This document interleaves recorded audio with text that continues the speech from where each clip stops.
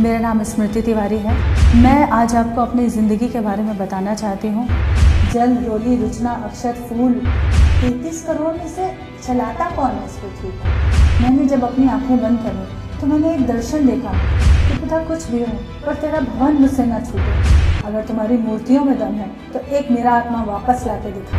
मैंने कहा, मैंने इस बच्चे का जीवन दान मांगा। मैंने कहा कि यही बच्चा मेरी गोद में आए। Oh my God, it's a complete miracle.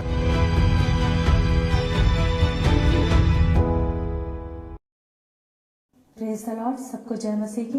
मेरा नाम स्मृति तिवारी है और मैं यूपी की रहने वाली हूँ। मैं आज आपको अपनी ज़िंदगी के बारे में बताना चाहती हूँ कि मैं एक बहुत ही स्टॉन्च हिंदू परिवार, ऐसा ब्राह्मण फैमिली में पैदा हुई, पली बढ़ी और वहीं के जो तौर तरीके थे वो सीख कर बड़ी हुई। मेरी जो नानी थी वो मेरी एक तरह से कह लीजिए कि शिक्षक हुआ करती थी घर पे। लेकिन जो मेरा जन्म था वो बहुत ही त्रासदीपूर्ण समय में हुआ था, क्योंकि जिस वक्त मेरी मम्मी प्रेग्नेंट थी उसके कुछ ही महीनों बाद मेरे पापा रोड एक्सीडेंट में एक्सपायर हो गए थे और उसके कुछ महीनों बाद मेरा जन्म हुआ। और बचपन से बड़े होने तक मैंने एक चीज़ देखी थी कि इस दुनिया में लोग मतलबी बहुत हैं, स्वार्थी बहुत हैं, मौका परस्त हैं। सच्चा प्यार कहीं नहीं है और कहीं भी आप देखिए बनावट है। हर जगह एक चेहरे पे मुखौटे चढ़ाए हुए लोगों को मैंने देखा।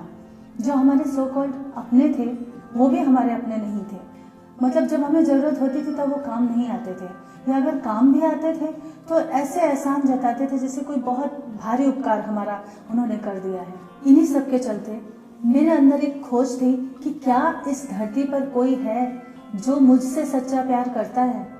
और दूसरी चीज़ एक ये थी कि हमारे पास बहुत ही ढेर सारे रिचुअल्स होते थे, रीति रिवाज जिनको हम कहते हैं, कर्म कांड, पूजा पाठ, वो सब हमें बचपन से सिखाए जाते थे और मैं उन सबको करते हुए बड़ी हुई। लेकिन उनमें मेरा कहीं ना कहीं विश्वास जम नहीं पाता था। उदाहरण के लिए मैं अपनी नानी से पूछती थी कि नानी, कौन है जो इस पृथ्वी को चलाता है? क्योंकि दिल में कहीं मुझे लगता था कि कोई एक ऐसी शक्ति होगी जो इस पूरी सृष्टि को चलाती है। तो मैं उनसे पूछती थी कि कौन है, तो वो कहती थी हमारे पास 33 करोड़ है। फिर मैं कहती थी कि 33 करोड़ में से चलाता कौन है इस पृथ्वी को? वो कहती थी मुझे नहीं पता। फिर कभी कभी मेरे दिल में सवाल आता था तो मैं पूछती थी, अच्छा भगवान दिखता कैसा है? तो हमारे पास पूजा की एक अलमारी होती थी, उसमें बहुत सारी मूर्तियाँ और फोटोएं होती थी, तो वो उसकी तरफ इशारा करके कहती थी कि ऐसा दिखता है। फिर मैं कंफ्यूज हो जाती थी, मैं कहती थी लेकिन इनमें से किसके जैसा दिखता है? तो कई बार वो खींच जाती थी मेरे सवालों से और वो कहती थी मुझे नहीं पता कैसा दिखता है, तुम्हारे बेकार के सवालों का जवाब मेरे पास नहीं है। फिर कई बार मैं जब मूर्तियों को देखती थी तो उनको देख के मेरे अंदर एक ख्याल आता था।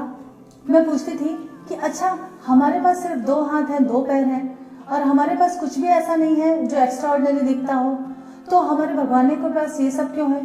वो कहती थी वो सर्वशक्तिमान है। तो मुझे ये सारी चीज़ें इतना कंफ्यूज करती थी कि कभी भी मेरा एक प्रॉपर विश्वास जम ही नहीं पाया वहाँ पर। और दूसरी चीज़ ये थी कि मैं खोजती थी कि कौन होगा इस धरती पे जो मुझे सच्चा प्यार देगा। और मेरी ये जो जर्नी थी ये ऐसे ही चलती रही और कई बार डांट खाई, मार भी खाई नानी से इस सब बहस और जरह के चलते, लेकिन वो सवाल का जवाब कभी नहीं मिला। और इन्हीं सब के बीच मैं कॉलेज में थी और कॉलेज में पढ़ाई के साथ साथ मैंने पार्ट टाइम एक जॉब ज्वाइन किया हुआ था। वहाँ पर इत्तेफाक से, परमेश्वर इत्तेफाक बहुत अच्छे और सुनहरे करता है, वहाँ पर एक आंटी थी, खान आंटी, वो विश्वासी थी, मुझे नहीं मालूम था। पर एक दिन उनके पास एक मैगजीन थी जो उन्होंने गलती से मेरी टेबल पे रख दी। और मुझे बचपन से किताबें पढ़ने का बहुत शौक था, किताबें मेरी सच्ची दोस्त थी। और उस मैगजीन को मैंने झपट लिया और रैंडमली खोला और जैसे ही उसको खोला तो उस पन्ने पे जो पेज मेरे सामने खुला, पवित्र आत्मा के विषय में बहुत सारी गवाहियाँ थी, बहुत सारी टेस्टिमनीज थी, साक्षियाँ थी। वहाँ पर कुछ ऐसा लिखा हुआ था, उस मैगजीन का नाम था यीशु बुलाता है, जीसस कॉल्स मिनिस्ट्री की वो मैगजीन थी। और मुझे उसको पढ़ने पे पता चला कि डीजे दिनाकर ने प्रार्थना किया और पवित्र आत्मा आग की लपटों की तरह उतरा। ब्रदर दिनाकर ने प्रार्थना किया और मैं अन्य भाषा बोलने लगा। पवित्र आत्मा के द्वारा ब्रदर ने मेरे सारे पाप बताए, मैंने पापों से क्षमा मांगी और परमेश्वर का अंगीकार किया। इस तरह के बहुत सारे डिवाइन एक्सपीरियंस पवित्र आत्मा के बारे में वहाँ पर थे। तो मुझे बड़ा ताज्जुब हुआ। मैं सोचने लगी, हम तो बहुत कुछ करते हैं, पूजा पाठ में बहुत सारा समय बिताते हैं, जल रोली रुचना अक्षत फूल बहुत कुछ शंख घंटी सब कुछ करते हैं, लेकिन उतना करने के बाद भी ये जो एक्सपीरियंस, ये जो अनुभव यहाँ इस किताब में लिखे हुए हैं जो लोगों को मिले, वो तो हमें आज तक, मुझे तो आज तक कभी ऐसा कुछ फील ही नहीं हुआ। एक असीम शांति या आँख की लपटें या अन्य भाषा। तो मुझे लगा यार ये पवित्र आत्मा क्या सब्सटेंस है, मुझे ये चाहिए। और वो मेरा पहला स्टेप था मसीह के राज्य में, अनजाने में, क्योंकि मुझे पवित्र आत्मा चाहिए था। मुझे यीशु से कोई लेना देना नहीं था। मैं सिर्फ इतना जानती थी कि ये ईसाइयों का परमेश्वर है, इससे ज्यादा कुछ नहीं, और मुझे जानना भी नहीं था। मुझे पवित्र आत्मा ने अपनी ओर खींचा, उसके जो एक्सपीरियंस थे वो मुझे चाहिए थे। तो उसके बाद वो आंटी से, खान आंटी से मैंने बहुत सारे सवाल पूछना शुरू किए, तो उन्होंने मुझे एक नया नियम ला कर दे दिया। और जब मैंने वो नया नियम फटाफट पढ़ लिया, काफी कुछ समझ में आया या नहीं भी आया, तो उससे संबंधित सवाल अब मैं उनसे पूछने लगी। फिर मेरे दिल में एक इच्छा जागी कि मुझे पूरी बाइबल चाहिए। फिर एक और इच्छा जागी कि मुझे चर्च जाना है। जब ये सारी बातें मैंने आंटी को बोलना शुरू किया, तो उन्होंने कहा, क्योंकि वो मेरे रिश्तेदारों को जानती थी, तो उन्होंने कहा कि बेटा ये पॉसिबल नहीं है। मेरे जो मामा जी हैं वो बहुत ही कट्टर हिंदू ऐसे हैं, तो उन्होंने कहा बेटा तुम्हारे जो मामा है वो झगड़ा करेंगे कि मेरी भांजी को गलत रास्ता क्यों बता रही हो, तो मैं तो ये जोखिम नहीं ले सकती। मैंने उनको बहुत रिक्वेस्ट करी कि आप प्लीज एक बार ले जाओ मुझे, आपके नाम पे कोई आँच नहीं आने दूंगी, मैं छुप के आऊंगी, पता भी नहीं चलेगा किसी को। किसी तरह आंटी राजी हो गई। अब सवाल था घर में मम्मी को कैसे मनाना है, क्योंकि हम जॉइंट फैमिली में थे, जैसा मैंने बताया कि मामा जी के पास थे। अब मैं वहां पर मम्मी को बार बार मनाने की कोशिश कर रही थी, पर एक ब्राह्मण परिवार की लड़की अगर चर्च जाए या बाइबल पढ़े, ये उस समय बहुत ही एक खेद का विषय, एक शर्म का विषय था। तो मम्मी ने कहा नहीं, उन्होंने खुले तौर पे एकदम पहली बार में ही मना कर दिया कि नहीं, ये नहीं हो सकता। फिर मैंने मम्मी को बहुत रिक्वेस्ट किया, मम्मी एक बार, फर्स्ट एंड लास्ट, एक बार जाने दो, कभी नाम नहीं लूंगी दोबारा। मम्मी ने कहा ठीक है, मैं एक बार किसी तरह संभाल लूंगी। और वो एक बार जब मैं चर्च गई तो वहां पर मुझे कुछ नहीं पता था, वो लोग जैसे कर रहे थे मैं भी वैसे करने की नकल कर रही थी। हाथ उठाते थे तो मैं हाथ उठाती थी, मुझे कुछ समझ नहीं आया था। लेकिन अचानक आराधना के दौरान मैंने जब अपनी आंखें बंद करी तो मैंने एक दर्शन देखा। मुझे उस समय इन सब चीजों के बारे में कुछ भी नहीं मालूम था। मैंने दर्शन देखा कि एक सफेद चमकीले कपड़ों में एक पुरुष है और उसके साथ उसके बाल यहाँ काने तक हैं और बहुत ही उसका इतना मनभावना चेहरा मैंने ऐसा आज तक किसी मूर्ति, किसी फोटो में नहीं देखा। और उसके साथ एक छोटी सी बच्ची है 5-6 साल की, जो हाथ पकड़ के सीढ़ियों को चढ़ रही है। और वो सीढ़ियाँ इतनी ऊंची, इतनी लंबी हैं कि मानो स्वर्ग तक जा रही हैं। और वो बच्ची उस पुरुष के साथ इतनी खुश है जैसे एक बेटी अपने बाप के साथ खुश होती है। और मैं वो दर्शन देखकर डर गई। काफी ऊंचाई तक, काफी दूरी तक वो खुशी खुशी वो दोनों सीढ़ियां चढ़ रहे थे। और वो व्यक्ति जब देखता था उस बच्ची की तरफ तो बहुत ही प्यार, करुणा उनकी आंखों में मैंने देखा। और मैं इतनी खुश हो गई मानो वो मैं हूँ और वो कोई अनंत, कोई पिता, जिस पिता को मैं तलाश रही थी शायद वो है। पर मुझे कुछ समझ नहीं आया, मैं डर गई। मैंने डर के आंख खोल ली और इतना डर गई कि मैंने आंटी से, खान आंटी से भी इन बातों का कभी जिक्र नहीं किया। मुझे लगा, क्योंकि मुझे उस वक्त दर्शनों के बारे में कुछ पता नहीं था, पवित्र आत्मा के वरदानों के बारे में कुछ नहीं मालूम था। तो मुझे लगा अगर मैं इनको ये सब बोलूंगी कि मैंने आंख बंद करके ये सब देखा तो शायद ये मुझे पागल समझेंगी या क्या सोचेंगी मेरे बारे में। इसलिए बात मैंने मन में रखी। और फिर धीरे धीरे जब मैं बाइबल पढ़ती थी, धीरे धीरे मुझे परमेश्वर के बारे में थोड़ा थोड़ा समझने का मौका मिला। सबसे अहम सवाल जो मेरा था कि ईश्वर दिखता कैसा है, या हम इंसान अगर ऐसे हैं तो हमारे पास जो मूर्तियां हैं उनके पास ज्यादा हाथ पैर क्यों हैं, या ज्यादा उनके अंग क्यों हैं, मेरे पास वैसे क्यों नहीं है। वो सवाल का जवाब मुझे मिला जब मैंने बाइबल पढ़ी। तो पहले ही अध्याय, उत्पत्ति के पहले ही अध्याय में, उसके पहले अध्याय की 26वीं और 27वीं लाइन में लिखा था कि आओ हम मनुष्य को अपने स्वरूप और समानता में बनाएं। इसका मतलब ये है कि मेरे परमेश्वर के भी सिर्फ 2 आंखें हैं, एक ही चेहरा है, एक ही मुंह है, 2 हाथ हैं, 2 ही पैर हैं, 2 ही कान हैं, कुछ भी अलग नहीं है, क्योंकि हम इंसानों को उसने अपने स्वरूप और समानता में बनाया है।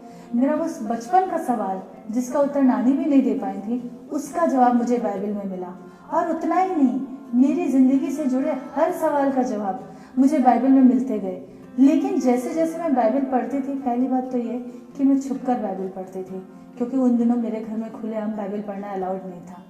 मैं कई बार बाथरूम में भी छुप जाती थी बाइबल पढ़ने के लिए बहाने से। और कई बार जब इधर उधर देखती थी कि सब लोग रूम से अलग हैं तो कमरे को थोड़ा बंद करके और छुप के पढ़ती थी, या किसी दूसरी बुक के अंदर वो नया नियम या बाइबल छुपा के पढ़ने की कोशिश करती थी। इस तरह से मैं पढ़ती थी कि वचन को जानना, मुझे बाइबल को जानना है, मुझे क्योंकि मुझे अपने इस परमेश्वर को जानना था जो अब मेरा परमेश्वर बन चुका था। और चर्च जाने की मुझे आज़ादी नहीं मिलती थी। 2-3 महीने बहुत मम्मी को मस्का लगाना पड़ता था, मम्मी प्लीज़ एक बार जाने दो, तब कहीं जाकर वो परमिशन देती थी। लेकिन ये चोरी ज़्यादा दिन चल नहीं पाई, क्योंकि जब वो जो चर्च था वो मेरे घर से बहुत दूर था, मुझे 3 बार कन्वेंस चेंज करना पड़ता था और आते आते बहुत देर हो जाती थी। और संडे के दिन सुबह सुबह लड़की कहाँ गई तो पूरे घर में मामा मामी भैया सब बहुत हंगामा होता था। नानी भी गुस्सा करती थी मम्मी को कि तुमने बहुत छूट दे रखी है। तो फिर मम्मी कहती थी नहीं, अब आज के बाद तुम कभी चर्च जाने का नाम मत लेना। उसके बाद मैं परमेश्वर से ये प्रार्थना करती थी कि प्रभु मैं कोई अपराध नहीं करूँ। जब भी मैं चर्च जाती थी चोरों की तरह छुप के, तो मैं ये प्रार्थना करती थी कि प्रभु कब मैं खुलेआम चर्च आऊँगी, कब मैं डंके की चोट पर बाइबल पढ़ूंगी, क्योंकि मैंने इस सच को जान लिया था कि अनंत काल का सच्चा पिता और जीवित परमेश्वर एकमात्र यीशु ही है। लेकिन मुझे आज़ादी नहीं मिल रही थी उस यीशु से खुलकर प्यार करने की। और ऐसे ही एक दिन ये हुआ कि क्योंकि कॉलेज टाइम मेरा ख़त्म होने वाला था, मेरी शादी की बात चल रही थी, तो मम्मी ने कहा कि जिस परिवार में, जिस पृष्ठभूमि में पैदा हुई हो तुम्हें शादी वहीं करनी पड़ेगी। और इस बारे में भी मेरी काफ़ी बहस हुई मम्मी से, लेकिन मुझे पता था कि मुझे मेरे मम्मी का आत्मा किसी भी तरह से जीतना है, और वो तभी होगा जब मम्मी की बात मैं सुनूंगी तो मेरी बात मम्मी सुनेंगी। और मैंने ठान लिया कि ठीक है, कैसे भी कुछ भी हो, मुझे यीशु से तो दूर रहना नहीं है, पर जो मम्मी कह रही वो भी करना है। तो मैंने इसके लिए, मुझे याद है उन दिनों सिविल लाइन्स एरिया में मेथोडिस्ट का एक खाली चर्च हुआ करता था। मैं सैटरडे को अर्ली मॉर्निंग वहाँ सेल्फ प्रेयर के लिए जाती थी। वो सेल्फ प्रेयर के लिए सुबह 7 से 10 उन दिनों खुला करता था। तो मैं अपने दिल की जितने भी गुबार होता था वो अपने पिता के सामने निकालने के लिए उस अकेले स्थान पे चर्च में जाया करती थी और सारे अपने दिल की भड़ास उनके सामने रो देती थी। और उस दिन मुझे आज भी याद है जब मैं गई, जब मेरी शादी की बातचीत तय हो चुकी थी, जो एट प्रेजेंट मेरे पति हैं देवेंद्र तिवारी, उनके साथ बातचीत चल रही थी, तो मैंने चर्च की दीवारों को छू कर रो रो कर प्रार्थना करी। मैंने कहा पिता मैं तुझसे बहुत प्यार करती हूँ और कभी मेरे जीवन में ऐसा होने मत देना कि मेरा और तेरा रिश्ता टूटे।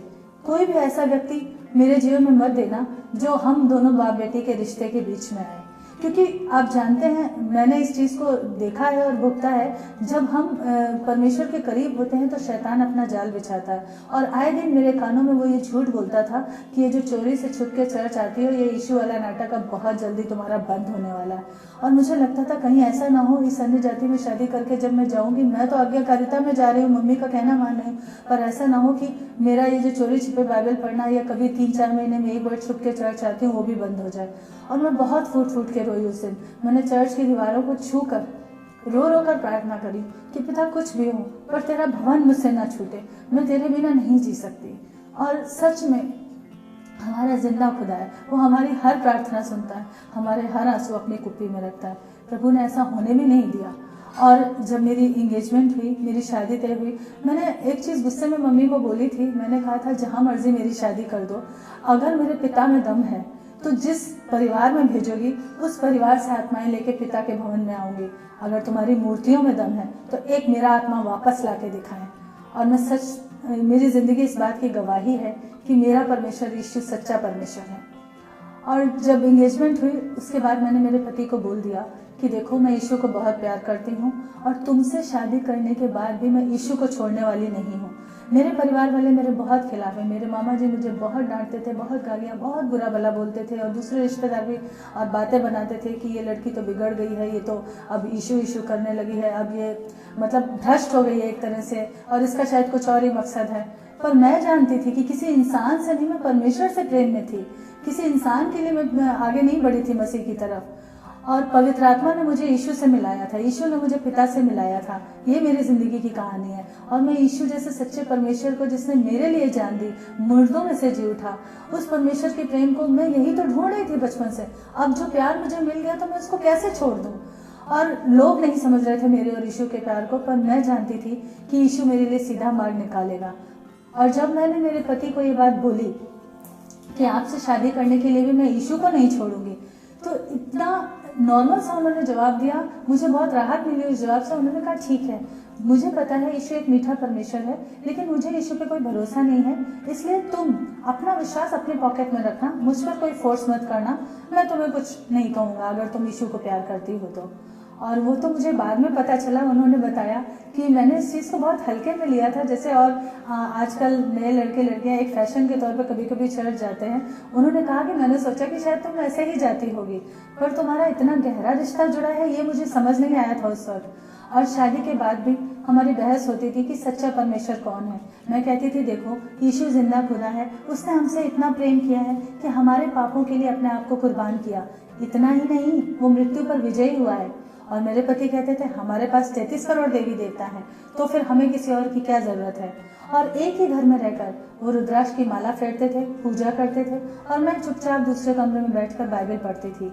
इतना आर्ग्यूमेंट होने के बाद भी परमेश्वर का धन्यवाद हो, क्योंकि रिश्ता प्रभु की ओर से जुड़ा था। हमारे प्यार में कोई कमी नहीं थी, हम एक दूसरे को प्यार करते थे प्रभु के प्रेम से।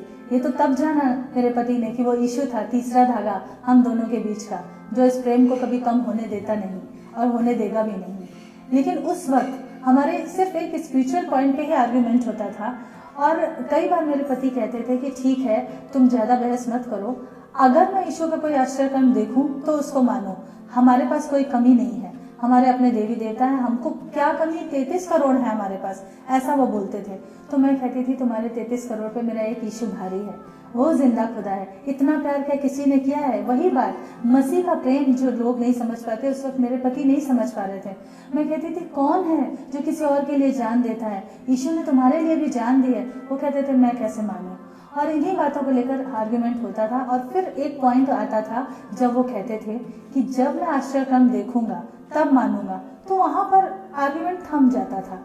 पर मैं एक ही बात अपने परमेश्वर से मांगती थी कि प्रभु, क्योंकि उन दिनों मेरे हस्बैंड एयरफोर्स में थे और हम हैदराबाद में थे, तो वहाँ पर हमें कोई चर्च मालूम नहीं थी जहाँ इंग्लिश या हिंदी में सर्विस होती हो, क्योंकि हम नए थे उस जगह पे। तो हमारे आर्मी एरिया में वहाँ पर एक चर्च पड़ता था। तो जब रास्ते से वहाँ से गुजरते थे तो मैं इनको बोलती थी यहाँ गाड़ी रोको, मुझे 5 मिनट अंदर प्रेयर करने के लिए जाने दो। और फिर वही, चाहे मेथोडिस्ट हो, चाहे होली ट्रिनिटी हो, चाहे एबीसी हो, मैं तो ये कहती हूँ हमारा परमेश्वर डिनोमिनेशन में बंधा हुआ नहीं है, वो एकमात्र जिंदा खुदा और सच्चा परमेश्वर। और मुझे हर जगह यीशु ही मिला।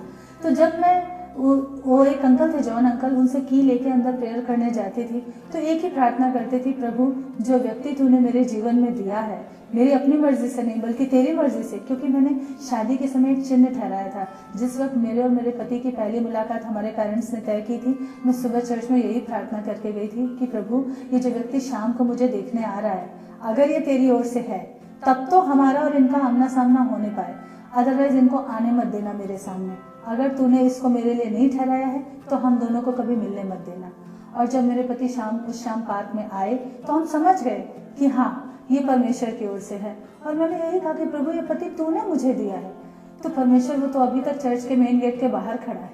और समय बीतता गया और एक ऐसा पल आया जब हमें ये पता चला कि हाँ, हमारे घर में कोई नया मेहमान आने वाला है। मैं उस वक्त प्रेग्नेंट थी, लेकिन प्रेगनेंसी की जो रिपोर्ट्स आई वो उतनी अच्छी नहीं थी। दूसरा महीना बीतने के बाद भी जो रिपोर्ट्स आई थी वो ये थी कि मेरे यूट्रस में सिर्फ एक ट्यूमर के जैसा कुछ बढ़ रहा था। मतलब जो प्रेगनेंसी जिसको हम समझ रहे हैं, मेडिकल साइंस जिसको बोल रही थी, उसके कोई भी बॉडी पार्ट नहीं बने थे। और लोगों ने कहा कि नहीं, एक डॉक्टर से नहीं, आप इधर दिखाइए, उधर दिखाइए, इतने बड़े हैदराबाद शहर में क्या कमी है डॉक्टरों की। और हमने बहुत जगह दिखाया, सब जगह एक ही रिपोर्ट थी कि नहीं। और दूसरी चीज़, इंटरनल ब्लीडिंग हो रही थी, यूट्रस में इन्फेक्शन फैल रहा था। और डॉक्टरों ने यही कहा था कि ऑलरेडी लेट हो रहा है, टाइम निकल चुका है, ज़्यादा देर मत करिए। फाइनली एक गायनो के बारे में बहुत कीर्ति सुनी थी, तो उसके पास दोस्तों के कहने से हम उधर भी गए, कुछ लोगों ने सलाह दी। तो उन्होंने तो बोला कि बस अब बहुत हो गया, आप इधर उधर घूम फिर लिए, फटाफट विदिन 10 to 15 डेज ये अबॉर्शन हो जाना चाहिए, नहीं तो फिर नेक्स्ट टाइम आप कंसीव करने में मतलब प्रॉब्लम क्या आएगी, शायद कर ही ना पाओ, ऐसा उन्होंने बोला। तो मैं तो रोते हुए उस हॉस्पिटल से बाहर निकल आई। तो मेरे हस्बैंड को बाद में डॉक्टर ने समझाया कि देखो अभी उसकी एज छोटी है, उसको इतना समझ नहीं आ रहा है, आप समझदार हो, कैसे भी करके उसको समझा बुझा के 10-15 डेज के अंदर लेके आओ, क्योंकि अबॉर्शन जरूरी है आपकी भलाई के लिए। तो मेरे हस्बैंड ने भी वही कहा कि डॉक्टर की बात मानो। और मुझे नहीं पता कैसे मेरे अंदर से एक आवाज़ निकली। मैंने कहा इसी डॉक्टर से, इसी हॉस्पिटल से मैं इसी बच्चे की नॉर्मल रिपोर्ट लेके जाऊंगी। और उनको लगा कि शायद इसको सदमा लग गया है, बहुत ज़्यादा दुख में है, इसलिए बैकी बैकी बातें कर रही है। फिर मैंने कहा, जब वापस घर जा रहे थे उस हॉस्पिटल से, रास्ते में वही चर्च पड़ता था हमारे आर्मी एरिया में, कैंटूर एरिया में। तो मैंने कहा आप यहाँ रुको, गाड़ी को रोको, मुझे चर्च के अंदर जाना है। और मैं वो रिपोर्ट लेके गई। उस टाइम में मेरे हस्बैंड मेन गेट पे ही थे बाहर, और मैं रिपोर्ट लेके गई और मैंने वो अल्टर पे रखी। कोई नहीं था चर्च में, अकेले चर्च में मैं थी और मेरा इश्यू था। और मैंने कहा कि प्रभु मुझे पता है कि तू जिंदा खुदा है, कैंसर, एड्स, मृत्यु ये सब तेरे आगे खिलौने की तरह है, एक नाम भर है। हमारे लिए जो भारी चीजें हैं तेरे लिए वो सिर्फ एक नाम भर है, और तू इन सब पे विजयी हुआ है। मुझे तुझसे कोई सबूत नहीं चाहिए तेरी महानता का, पर तूने जो लोग मेरे जीवन में दिए हैं, मेरे पति वो अब भी मेन गेट के बाहर खड़े हैं, परमेश्वर उनको विश्वास दिलाने के लिए, उनके विश्वास की खातिर तो मुझे यही नॉर्मल बच्चा दे, यही बच्चा मेरी गोद में दे। और मैंने उस वक्त एक कवेनेंट, एक वाचा बांधी अपने प्रभु से। मैंने कहा प्रभु मैं प्रण लेती हूँ, ये बच्चा तो मेरी गोद में दे। अब से देवेंद्र तिवारी के वंश में कोई दूसरा ईश्वर नहीं होगा, सिर्फ और सिर्फ यीशु मसीह तू ही हमारा परमेश्वर होगा। क्योंकि मैं जानती हूँ कि सच्चा खुदा इस पूरी संपूर्ण धरती पे, इस सृष्टि में एक तू ही है पूरे यूनिवर्स में। और इस तरह से प्रेयर करके मैं बाहर आई तो मेरे हस्बैंड ने पहली बार पूछा, अच्छा क्या मांगा तुमने? मैंने कहा मैंने इस बच्चे का जीवन दान मांगा। मैंने कहा कि यही बच्चा मेरी गोद में आए, और मैंने उसके साथ ही साथ एक वाचा बांधी है कि जब ये बच्चा हमारे जीवन में आएगा तो हमारे जीवन का एक ही परमेश्वर रह जाएगा, वो है यीशु मसीह। कोई दूसरा ईश्वर फिर हमारे जीवन में नहीं रहेगा। मेरे पति उस बात को सुन के एकदम डर गए और भड़क गए। उन्होंने कहा ये कैसे हुआ? क्योंकि मेरे ससुर एक स्टॉन्च ब्राह्मण थे, हिंदू थे, वो ज्योतिष और इन सब चीज़ों में बहुत बिलीव करते थे, अपने रिचुअल्स में, कर्म कांडों में, पूजा पाठ में। तो पापा से वो बहुत डरते थे, घर में सबसे छोटे बेटे थे। तो उन्होंने कहा पागल हो गई हो, ये सब कैसे होगा? पापा घर से निकाल देंगे, बिरादरी से बेदखल कर देंगे। फिर उन्होंने गुस्से में पूछा कैसे होगा ये सब? मैंने कहा ये होगा ही रे, गॉड विल प्रोवाइड। मुझे नहीं पता कि ये जो मैंने बोला है ये पूरा कैसे होगा, पर मुझे ये पता है कि ईश्वर हर प्रार्थना का उत्तर देता है। और मेरे पति को बोलती थी कि एक बार आप भी प्रार्थना में आ जाओ, और वो लेटे लेटे ही अपना हाथ ऐसे कर देते थे कि ठीक है लो कर लो प्रेयर। मतलब वो एक दर्शक की तरह देख रहे थे कि मेरे विश्वास को काम में आते हुए कि कैसे काम में आएगा इसका विश्वास या प्रेयर का आंसर। और 10 दिन के अंदर ही अंदर मेरे पति ने कहा बहुत हो गया, अब तुमने अपनी मन की मर्जी बहुत कर ली, अब वो सुनो और वो करो जो डॉक्टर ने कहा है। उस डॉक्टर ने उस हॉस्पिटल में जब मेरा केस सबमिट किया गया तो केस हिस्ट्री के अकॉर्डिंग मेरा अबॉर्शन होना था, और वो मुझे लेकर गई रूम में अंदर। पर परमेश्वर ने, जो मनों को बदलने वाला परमेश्वर है, उस जिंदा खुदा ने उस डॉक्टर के मन को बदला, और उसने मुझे बोला कि okay Smriti, go for one more scanning. एक और स्कैनिंग की रिपोर्ट जब कुछ मिनटों के बाद, कुछ आधे एक घंटा पौन घंटे के बाद जब वो रिपोर्ट आई हमारे हाथों में, डॉक्टर के हाथों में, तो यकीन जानिए वो डॉक्टर उछल गई और आश्चर्य किया उसने बोला oh my God, it's a complete miracle, complete normal baby है तुम्हारे यूट्रस में, कहाँ गए थे तुम लोग? और वो पहली गवाही मैंने उस डॉक्टर को दी। मैंने कहा हम कहीं नहीं गए थे, हम यीशु की शरण में गए थे, और वहाँ पर इन्फेक्शन का कोई नामो निशान नहीं था, बिल्कुल नॉर्मल था, सब कुछ जैसा कि उस वक्त होना चाहिए था। और वो जब मेरे पति ने देखा अपनी आंखों के सामने, उस दिन उनका जो पत्थर का हृदय था वो पिघल कर मांस का बना दिया परमेश्वर ने, और उस दिन उन्होंने जाना कि यीशु जिंदा खुदा है। और वहीं पे मेरा परमेश्वर रुका नहीं। बाद में जब हम डिलीवरी के लिए अपने शहर गए, जब हम कानपुर गए, और वहाँ पर डॉक्टर ने बोला 2-3 दिन पहले ही एडमिट कर लिया। उन्होंने बोला 26 जून को एडमिट कर लिया। उन्होंने बोला कि बच्चे का सर नीचे आ गया है, पानी पूरी तरह से निकल चुका है, कुछ ही घंटों में डिलीवरी हो जाएगी। पूरा 26 तारीख बीत गई, 27 तारीख बीत गई, कुछ पेन नहीं, कोई साइन नहीं, और वो डॉक्टर भी इंतजार कर करके थक गए। फिर फाइनली उन्होंने डिसीजन लिया कि अब कोई चारा नहीं है, अब ओटी तैयार करो, अभी सिजेरियन करना पड़ेगा। और वो टाइम पे भी मेरे हस्बैंड ने सिजेरियन पेपर पे, सिजेरियन करने के लिए मेडिकल पेपर पे साइन कर दिए। इसलिए मैं बार बार मैसेज दे रही थी अंदर से कि जाइए और प्रेयर करवा के आइए, और हर बार प्रेयर वॉरियर बोलते थे भाई चिंता मत करो, आपकी पत्नी की नॉर्मल डिलीवरी होगी। और हुआ ऐसा कि ओटी तैयार होने के बावजूद वो डॉक्टर नहीं आई टाइम पे। मुझे नहीं पता परमेश्वर ने उनको कैसे रोक रखा, कहाँ क्या रुकावट आई, पर वो पूरा समय बीत गया। दूसरा दिन भी लगभग निकल गया, अगला दिन शुरू हो गया और सुबह के 3 बजे 28 जून को सुबह 3 बजे अचानक से मुझे जो पेन हो ही नहीं रहे थे इंजेक्शन देने के बावजूद, वो पेन स्टार्ट हुए और तब नर्सेस दौड़कर डॉक्टर को बुलाकर लाई और 3:15 बजे एकदम सेफ और नॉर्मल डिलीवरी हुई। ओटी पे साइन होने के बावजूद, ओटी तैयार होने के बावजूद मेरे परमेश्वर ने नॉर्मल डिलीवरी दी। उस वक्त मेरी सास, मेरी ननद सब वहाँ मौजूद थी और उन्होंने इस आश्चर्य कर्म को देखा। मेरे पति से दूसरी बार परमेश्वर ने बात की और बाद में उन्होंने मुझे बताया था कि इसी बीच जबकि हम इन सारे दौर से, इस इंसिडेंट से गुजर रहे थे, पेनफुल इंसिडेंट था हमारे लिए, तब मेरे पति ने वो कैथलिक हॉस्पिटल था, मरियमपुर हॉस्पिटल, उसके चैपल में बैठकर एक प्रार्थना की थी कि प्रभु, पहले वो रिजिड थे कि नहीं बेटा दे, तुम्हारा यीशु बहुत कमाल का है तो ऐसा ही करे वैसा ही करे। फिर उन्होंने अपने आप को दीन और हम्बल किया। उन्होंने कहा प्रभु, मेरी पत्नी और होने वाले बच्चे को सेफ रखना, तू बेटी दे या बेटा दे, पर अब से मैं तुझसे एक वाचा बांधता हूँ कि डेली नया नियम का एक चैप्टर रोज पढ़ूंगा। वो दिन और आज का दिन मेरे पति ने कभी बाइबल पढ़ना नहीं छोड़ा और परमेश्वर वफादार है यदि हम उसके लिए वफादार हैं तो। और सेफ और नॉर्मल बच्चा दिया। उसके बाद जो अकेले समाज के विरोध मैं झेल रही थी, अब मेरे पति भी उसमें शामिल थे। मैंने और मेरे पति ने मिलकर ये डिसाइड किया कि हम एक नाव पे पैर रखेंगे, सिर्फ और सिर्फ यीशु के नाव पर, सिर्फ और सिर्फ यीशु को थामेंगे, क्योंकि एकमात्र यीशु ही है जिसने हमारे लिए जान दी, जिसने हमसे इतना प्यार किया जब हम उसको जानते भी नहीं थे, तभी भी उसने हमारे पापों के लिए अपनी कुर्बानी दी, हमारे पापों को क्षमा दिलाई और उसके बाद वो मृत्यु से विजयी हो उठा। तो हम दो नाव पे पैर क्यों रखें? हम इंसानों को खुश क्यों करें? क्यों ना हम उस जिंदा खुदा को खुश करें जो सर्व सामर्थी है। और हमने पूरी तरह से इस बात की घोषणा कर दी कि अब हम सिर्फ और सिर्फ यीशु को मानेंगे, आपके किसी रिचुअल में शामिल नहीं होंगे, किसी पूजा पाठ में। यहाँ तक कि हमारे अड़ोसी पड़ोसी भी हमसे नाखुश रहने लगे, क्योंकि पहले जब वो पूजा पाठ के लिए आमंत्रित करते थे तो हम जाते थे, हमारा उन पड़ोसियों के लिए प्यार कम नहीं हुआ। हमने कहा ठीक है, आपके घर में फंक्शन है, हम जरूर आएंगे, हम आपकी खुशी में शामिल होंगे, पर हम अपने परमेश्वर के प्रति वफादार रहेंगे, क्योंकि हम जहाँ जन्मे थे हम उसको जानते भी नहीं थे, तब भी उसने हमसे इतना प्यार किया कि जब एक बार उसको पुकारा, उसके नाम से प्रार्थना मांगी, उसने हमारी हर प्रार्थना का उत्तर दिया। तो इस सच्चे परमेश्वर को हम कैसे छोड़ दें? और धीरे धीरे वही लोग, खासतौर से मेरे मामा जी जो मेरे सबसे बड़े विरोधी हुआ करते थे, आज की तारीख में वो फ़ोन करके बोलते हैं, मेरे हस्बैंड को बोलते हैं, मेरे हस्बैंड पास्टर हैं अभी, तो वो मेरे हस्बैंड को बोलते हैं कि इस पॉइंट के लिए प्रार्थना करो या ये प्रेयर पॉइंट है। मम्मी को बोलते हैं। मेरे पति का उद्धार पहले हुआ, उसके बाद मेरी मम्मी का, क्योंकि मैं रात दिन प्रार्थना करती थी कि प्रभु, मेरी मम्मी ने तो अभी आश्चर्यकांड भी देख लिया, बेटा उनकी नजरों के सामने हो गया, लेकिन जो फियर ऑफ सोसाइटी है मम्मी के अंदर वो टूट नहीं रहा है। परमेश्वर, ये हमारे बस की बात नहीं है, क्योंकि ये काम सिर्फ पवित्र आत्मा कर सकता है। मैं और मेरे पति जब भी मम्मी हमारे पास आती थी या हम उनके पास जाते थे, हम लोग मिलकर उनको मसीह के वचन के विषय में बताते थे। तो मम्मी ने धीरे धीरे नया नियम पढ़ना शुरू कर दिया। विश्वास धीरे धीरे उनका इस्टेब्लिश हो रहा था, लेकिन फियर ऑफ सोसाइटी उनके अंदर से नहीं जा रहा था और वो चोरी छुपे मानती थी यीशु को।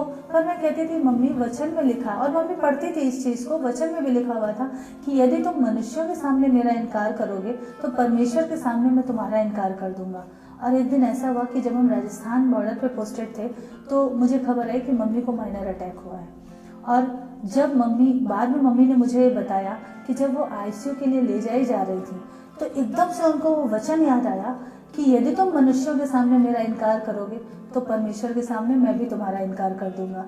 जिस परमेश्वर से सारी आशीषें ले रहे हैं उसके साथ अपने रिश्ते को कबूल करने में हम लोगों से हिचक रहे हैं।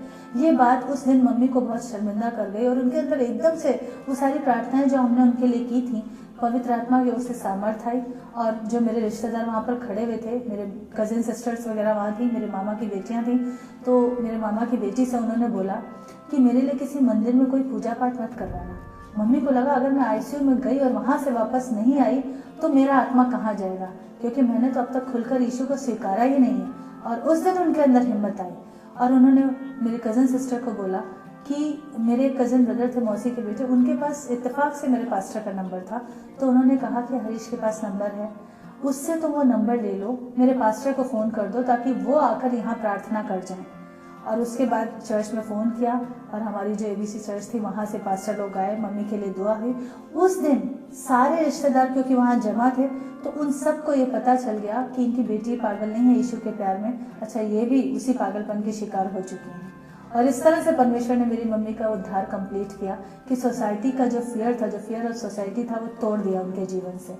और तब से फिर वो खुलेआम बाइबल पढ़ना, चर्च आना और यीशु के साथ अपने रिश्ते को कबूल करना सीख गई। और आज प्रभु का धन्यवाद हो कि मेरे बेटे का भी बपतिस्मा हो चुका है। वो जब छोटा था, 7th स्टैंडर्ड में पढ़ता था, तभी उसने जिद करके बपतिस्मा लिया। और हम उस वक्त उसको समझा रहे थे कि तुम अभी बहुत छोटे हो, तो उसने एक बात बोली कि नहीं, मैं यीशु का बेटा हूँ, मुझे मेरे और यीशु के रिश्ते के बारे में पता है। तो मैंने उसको एक चीज़ बोली थी, बेटा ठीक है। और लोगों ने भी कहा था, हमारे जो क्रिश्चियन फ्रेंड्स थे, जो स्पिरिचुअल हमारे गाइड थे, कि नहीं, जब बच्चे ने दिल से इच्छा ठानी है तो उसे करने दो। उसने कहा मैं कभी पीछे नहीं हटने वाला, मैं यीशु का हूँ और यीशु का ही रहूंगा, मुझे प्लीज आप बपतिस्मा लेने दो। फाइनली उसने बोला आप मना भी करोगे तो भी मैं बपतिस्मा लूंगा। और मेरे पति के विषय में भविष्यवाणियां हुई थी कि परमेश्वर तुम्हें अपनी भेड़ों का चरवाहा बनाने पे है। तो मेरे हस्बैंड कहते थे नहीं, हंसते थे कि नहीं मैं जॉब करूँ, मुझे पास्टर नहीं बनना है। लेकिन परमेश्वर ने सही समय पे उनको न केवल ऑर्डेन किया बल्कि हमें एक कलीसिया का पासवान भी बनाया। और प्रभु का धन्यवाद हो कि जो एक व्यक्ति से शुरू हुई थी कलीसिया, वो अभी धीरे धीरे, और बहुत स्पीड से कोई काम होता है वो परमेश्वर का नहीं होता। परमेश्वर एकदम सॉलिड काम करता है और धीरे धीरे करता है। और जब हम एयरफोर्स जॉब के थ्रू डिफरेंट स्टेट्स में हमारी पोस्टिंग होती थी, तो जब हम जैसलमेर में थे, राजस्थान बॉर्डर में, तो वहाँ पर भी परमेश्वर ने हमारा इस्तेमाल किया। एक परिवार था जिनकी शर्मा फैमिली थी, जिनकी मिसेस को मिसकैरेज हो जाता था, शायद 1 या 2 बार हो चुका था। जब हम वहाँ ट्रांसफर होके पहुंचे, उस वक्त जब हम उनसे मिले हैं तो वो काफी दुखी हालत में थे। तो मैं उनको हर बार, मैंने उनसे फ्रेंडशिप, मेरे हस्बैंड की पहले से जान पहचान थी, पर फ्रेंडशिप मैंने उनकी वाइफ से की और मैं उनके पास मिलने जाती थी। वो सिस्टर को मैं हर बार यीशु के बारे में बताती थी। मतलब वो सुनते थे, एक कान से सुनते थे, दूसरे कान से निकाल देते थे। पर मैं ये सोचती थी कि प्रभु इनको तेरी जरूरत है, पर इन्हें नहीं पता। तो जब मैं अपने घर से उनके घर या उनके घर से वापस अपने घर आती थी, तो मैं रास्ते में एक प्रार्थना करते हुए आती थी कि प्रभु ये नहीं जानते कि इन्हें तेरी जरूरत है, पर तू तो जानता है कि इनको तेरी जरूरत है। यीशु तो इनका मन खोल तेरे लिए, यीशु तो इनका मन खोल तेरे लिए। और ऐसे करते करते 6 महीने बीत गए। यहाँ तक कि मेरे बेटे के जन्म की जो गवाही बताई थी, तो उन्होंने प्रेयर टावर का नंबर भी ले लिया था, पर कभी फोन नहीं किया था। तब क्रिसमस पड़ा उस बीच में, तो उन्होंने कहा चलो आज क्रिसमस है, आज प्रेयर टावर फोन लगाते हैं। और जब उन्होंने फोन किया प्रेयर टावर में, तो प्रेयर वॉरियर ने इतने अच्छे से बात की कि वो मतलब बिल्कुल खुश हो गए उस प्रेम को पाके। और फिर उनका ऐसे अचानक से विश्वास बढ़ा कि वो हर दिन फोन कराने लगे। फिर बाद में जब मैं वापस जैसलमेर गई, तो उन्होंने फिर मुझे बोला कि सिस्टर आप आके प्रेयर किया करो। और हाँ, मैं और उनकी पत्नी, हम दोनों मिलकर रोज प्रार्थना करते थे। और प्रभु के अनुग्रह से वापस उनकी वाइफ ने कंसीव किया। और जो डॉक्टर कह रहे थे कि नहीं इस बार भी ऐसा ही होगा, मैंने कहा नेगेटिव आवाजों को मत सुनो, यीशु पर भरोसा रखो। और प्रभु ने उनको भी एक बेटे की आशीष दी, और आज की तारीख में उनके पास 2 बेटे थे। परमेश्वर ने बड़ी आशीष दी, और उस परिवार ने न केवल बपतिस्मा लिया, बल्कि आज भी वो लोग मसीह की जिंदा गवाही बनकर पूरी खराई से मसीह में चल रहे हैं और सेवा कर रहे हैं। मेरी जिंदगी में जो यीशु ने काम किया, तपते रेगिस्तान के जैसा मेरा जीवन था। सच में प्यार के बूंद के लिए तरस रही थी, और उस समय पे, सही समय पे यीशु ने आके अपना प्यार मेरे जीवन में बरसाया। तो मेरे दिल में ये एक बोझ है कि जैसे मेरे पापा एक्सपायर हो गए, वो यीशु के बारे में नहीं जान पाए, काश कोई उन्हें बताता, क्योंकि ये सच्चाई मुझे पता है कि बिना यीशु के द्वारा कोई पिता तक नहीं पहुंच सकता। तो आत्माओं को बचाने का एक बर्डन है मेरे दिल में। और लोग जो इस दुनिया में, मैंने देखा लोग बहुत टूटे हुए हैं, लेकिन उस टूटन के बावजूद वो सच्चे परमेश्वर के पास नहीं आते, जो प्रेम का परमेश्वर उसके पास नहीं आते, या तो लोगों के डर से, या अपने झूठे घमंड में, अपने झूठे रीति रिवाजों में फंसे रहते हैं। तो इन सब चीजों को लेकर मुझे एक प्रभु के दास ने कहा था कि बेटा तुम हर जगह नहीं पहुंच सकती, लेकिन तुम अपने एक्सपीरियंसेस और हर अलग अलग चर्च में, अलग अलग स्टेट में जाके हमने जो चीजें देखी, तो कई बार मुझे बहुत अफसोस भी होता है ये बोलने में, और लेकिन मुझे बोलना पड़ता है कि मसीह के प्रेम को लोगों ने बहुत छोटा कर दिया। उसकी जगह चीजें मैनिपुलेट हो रही हैं, जो कि नहीं होना चाहिए। अगर हम ये याद रखेंगे कि एक दिन हमें उसके सामने खड़े होकर हिसाब देना है, तो जो मैनिपुलेशन हो रहा है, या जो पॉलिटिक्स है, खुले शब्दों में कहें, वो बंद हो जाएगा। क्योंकि हम मसीह के प्रेम से अगर एक दूसरे को सच्चा प्रेम करने लगेंगे, और हम मसीह के प्रेम को ही सिर्फ फैलाने की तरफ ध्यान देंगे, बाकी चीजों को पीछे कर देंगे, तो शायद आज हमारे देश में क्रिश्चियनिटी की दशा और बेहतर हो जाएगी और बदल जाएगी। और ये सारे एक्सपीरियंसेस, कैसे मेरा जन्म हुआ, कैसे मैंने मसीह को जाना, वो सब मैंने एक पुस्तक में संग्रहित किए, इसलिए ताकि मैं ये चाहती हूँ कि लोग ये पढ़ें और जाने उस सच्चे प्रेम को। और मैंने उस पुस्तक का नाम रखा सच्चे प्यार की तलाश में, क्योंकि बहुत से लोग हैं दुखी टूटे जो सच्चे प्यार को जानना चाहते हैं, तो वो जान जाएं इस सच्चे परमेश्वर को कि कौन है सच्चा परमेश्वर और कहाँ है सच्चाई। लोग यीशु की सच्चाई को जाने, इसलिए मैंने इस किताब को लिखा। यीशु के प्रेम को जाने, इसलिए मैंने इस अनुभव को लिखा। ये किताब इंग्लिश और हिंदी दोनों भाषाओं में है, इसलिए ताकि लोग जो दुखी और टूटे हैं, जो प्रेम की तलाश में हैं, वो